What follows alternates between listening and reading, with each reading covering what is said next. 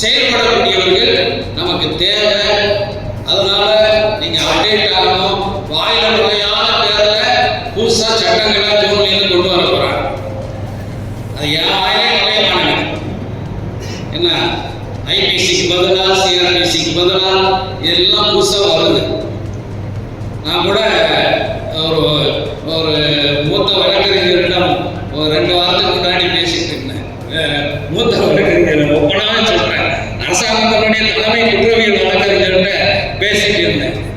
மறுபடியும் நீங்க எல்லாம் லா காலேஜுக்கு போகணும்ல, நான் டெய்லி லா காலேஜ் பார்த்து நானே போறோம் அப்படின்ட்டாரு. இல்லை புதுசா வாயில நுழையாத சட்டங்கள்லாம் வந்திருக்கேன், அதை படிக்கணும் இல்லையா? படிக்கிறது தானே எங்க தொழில். டெய்லி படித்தாதான் நாங்கள் லாயரு, இல்லாட்ட ஒன்றுமே இல்லைன்றாரு. எனவே மிக முழுமையான அர்ப்பணிப்புடன் இந்த ப்ரொஃபஷனில் இருக்கணும். ஒரு டாக்டர் அப்டேட் ஆகாட்ட பேஷண்ட் வில் பி கில், நோயாளி சுட்டு போவான். அதே மாதிரி ஒரு வழக்கறிஞர் அப்டேட் ஆகாமல் பயனுள்ளவர்களாக இருப்பாங்க.